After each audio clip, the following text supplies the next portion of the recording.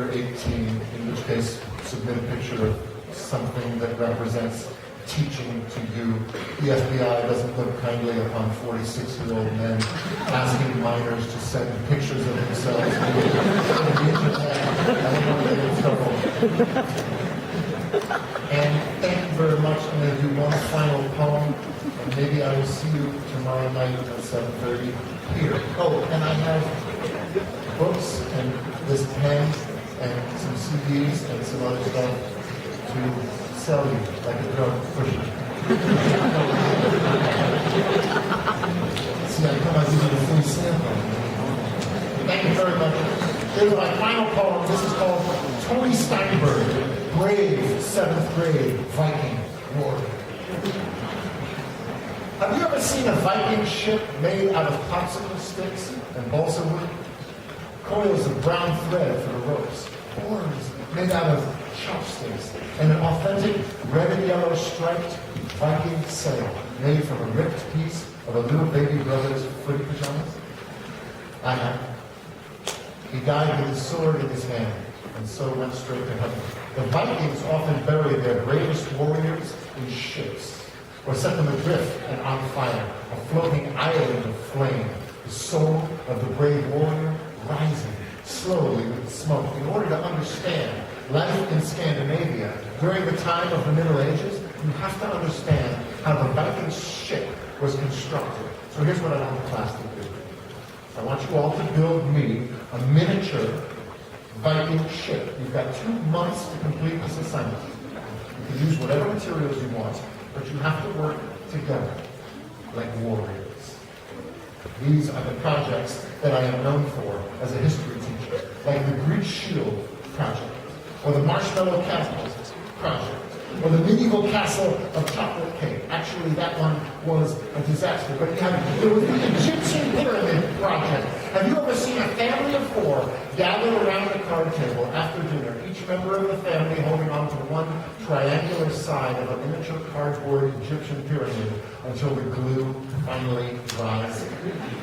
I haven't either. But Mrs. Steinberg said that even with the little brother on one side, saying, "This is a stupid pyramid, Tony. If I get Mr. Molly next year, my pyramid will be designed in such a way that it will not necessitate for that we stand here for 90 minutes while the freaking glue dries." And Tony on the other side going, "Shut up! Shut up, you stupid creepus idiot! If you let go before the glue dries, I would listen to that when we were so in PlayStation. It was the best family time that they had spent together since Hanukkah."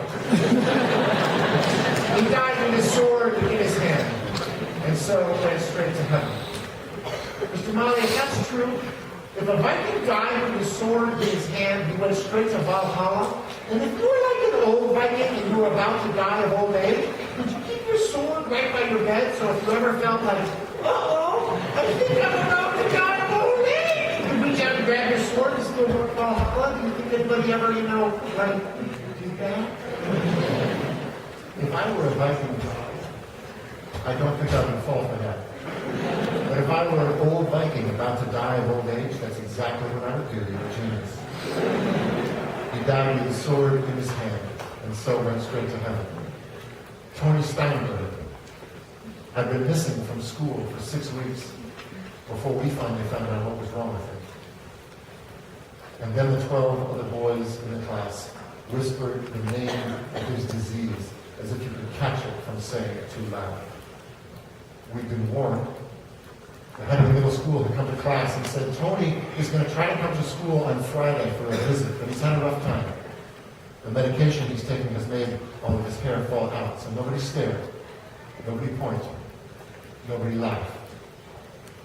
I always said I liked teaching in a private school because I could talk about God in the classroom and not be breaking the law. And I sure talk about God a lot in the classroom. Yes, in history class, that's easy. Even the Egyptian pyramid project is essentially a spiritual undertaking. But how can you teach math and not believe in a God? A God of perfect geometric space and time, surrounded by right angles and archangels of varying degrees. Such a God would not give cancer to a 7th grade boy, would not make all of his hair fall out from chemotherapy, totally bald, in a jacket and tie on Friday morning. And I don't just mean Tony Steinberg. Not one single kid in my class had hair that day. The other 12 had all shaved their heads in solidarity.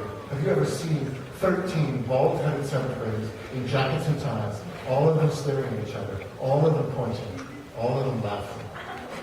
I have. And it's a beautiful sight. Almost as striking as 12 7th graders, 1 month later, standing in a circle outside the synagogue after the memorial service, heads bowed, holding hands, surrounding the class's miniature Viking ship, which they have set on fire. The soul of the brave warriors, rising slowly with the smoke.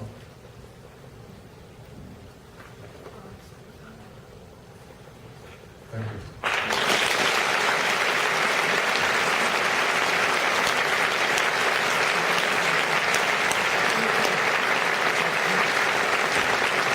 Yeah.